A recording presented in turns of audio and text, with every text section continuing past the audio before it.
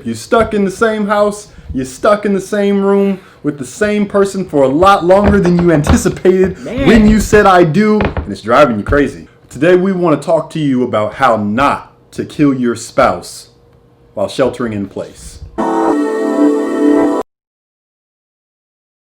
Typically, you have an entire village or a community that provides for the different aspects of who you are. When you go to work, you're challenged competitively. When you're with your friends, you've got that comedic communication and that relationship there. Different relationships we have support us in different ways. And so you take what normally an entire village provides and you try to get it from one person. And you're expecting this one person to give you everything that you had before. That's a lot of pressure. That's a whole lot of pressure. That's a lot of pressure to have on somebody. I didn't even think about it that way. Just like, I'm everything to you now. My brother, you gotta be my mother, my father, my friend. Girl, I'm gonna do everything. There's a really great relationship therapist named Esther Perel who talks about this idea, but it's being emphasized even the more now that we're sheltering in place and forced to just be in the same place with your significant other.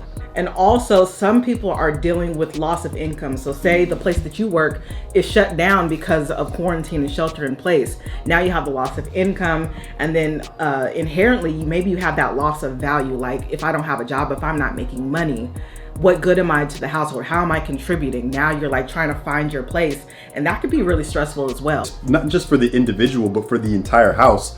I remember back in 2017 when where I was working closed its doors and laid everyone off, some 1,500 workers. And I went through that briefly. It was like, okay, well, I have to redefine part of my worth. Even though I know my value and I know my worth, it doesn't come from what I do for a living. Part of it was the pride that I had in going to work. Now, without that pride, I gotta try to redefine. And so it's no small thing when you lose your job. It's not just money, but there's also an emotional and a self-worth issue that comes into place there. Then also, if you just hate the person that you're with, you barely made it through the first time we were sheltering in place, and now you thought, oh, well, everything's open back up, I can go to the bar, but it's shut back down. So there are several challenges and issues that shelter in place present for a couple and a relationship, and reasons why you might want to kill that person. I gotta get my baby. Get this baby. All right, time out. Interrupting this video just to tell you to subscribe and like this video. I know you ain't gonna just sit here and watch this video and not like or subscribe. Did they think they were about to do that? I don't know. You think you're about to like this video and not actually push the like button? I mean, we're not threatening you. We're not gonna threaten you. But still, these lights and these cameras and these microphones, they ain't cheap. Okay. These kids, they cost money. They cost money. Money. But for real though, we appreciate your viewership. Like and subscribe. Anyway, back to the video. We love you. All right, so you're already sheltered in place. You might have lost your job, lost your income. Kids are running around crazy. The house is dirty. And if he leaves his socks and shoes one more time in the middle of the floor, you gonna kill him. It's okay. We got you. We got a couple things, a couple techniques, a couple things maybe you can think about. We just want you to get through quarantine, shelter in place, alive and good, and maybe a bit healthier. First thing that we want to discuss with you is to recognize that everyone handles stress differently. Oftentimes we see the differences in other people, and instead of appreciating and looking to recognize the value in that difference, we criticize. If the two of you are the exact same person, then really one of you is unnecessary. The key there is to be gracious toward one another. Allow for that person to be themselves in quarantine without you having to judge them. Just understand, hey, they're different, and accept that difference and look for ways to appreciate and value it. Philip is kind of an introvert and I'm an extrovert, and when he's stressed out, he's quiet, or he wants to be by himself. When I'm stressed, I like to get around my friends. I like to go out. I like to go shopping. I like to do something creative to let off steam. The same situation can happen to us, but we're gonna deal with it differently. And sometimes I'll want him to do something with me. I'm like, what's going on? Why don't you wanna go outside? And he's like, man, I just wanna stay inside. Same thing here. You have to recognize that that person is not you, and you have to communicate because they're not in your head. Right. You may be one, but I can't read minds. She, not me, she leaves her shoes in front of the front door whenever she gets in the house.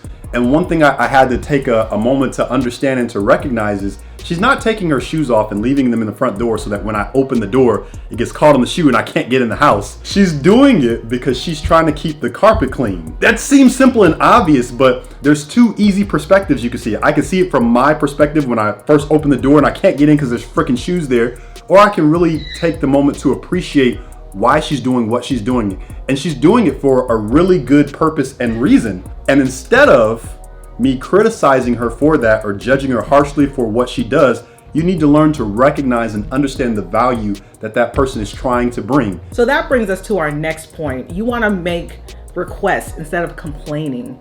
You can say, hey babe, I noticed that you leave your socks and shoes in the middle of the floor. Is there a way maybe you can not do that? Actually, I'm working. Whoa. She's working that one. That would start a fight right away in this house. If I were to ever say that, I would start a fight so fast. I remember one time I was like doing something and I asked you, are you allergic to helping me? Bruh. I remember we had the worst fight ever, like, because I didn't mean it to be like sarcastic or I didn't. No, you did. How am I going to be allergic to helping you? Because you were just not helping that day. You were just not helping. I'm like, are you allergic? Does it give you hives? Does it stress you out to help me around this house? Like, bruh, like. So again, like, instead of making the complaint, flip that and make a request. Be specific about what it is that you want and maybe even share why.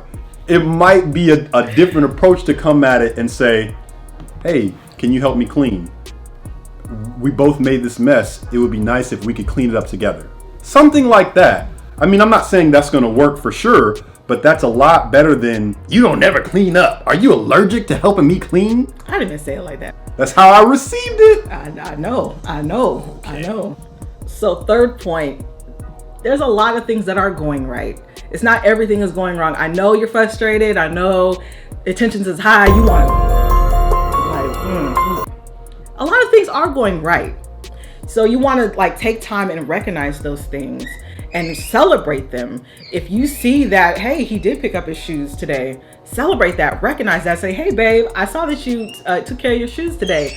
Cool, great, you get a cookie prize. We apologize, the baby's in the background crying, but she's 100% right. All right, she's 100% right though.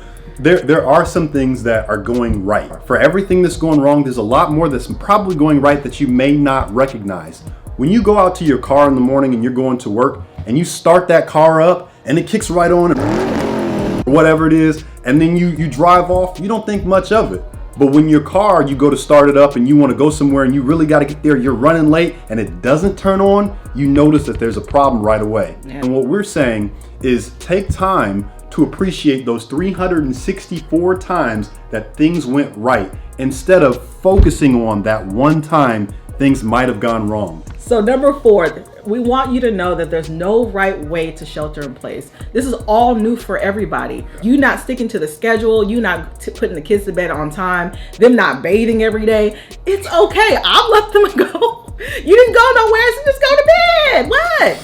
You don't have to stick to your schedule, and sometimes you do need to stick to that schedule just to stay sane. There's no right way to do this thing. Whatever works for you and your partner and your family, whatever works, just let it work. Allow yourself to adapt and to change. You hear it all the time. People are talking about the new normal, or what is the new normal? To be honest, there's no right answer.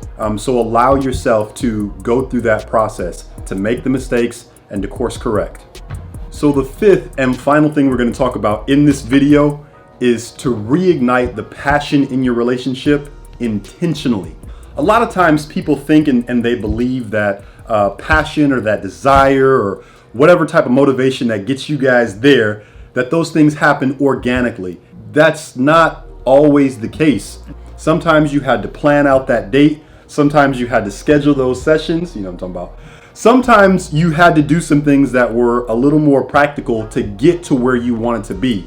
I'm not really hungry and she'll offer me food. Hey, do you want some of this? I say, no, I don't really want any of that. But if I keep watching her eat it and I see the food and I smell the food and I keep seeing how she's reacting, that she thinks it's good, eventually I might say, you know what, I think I do want to try some of that.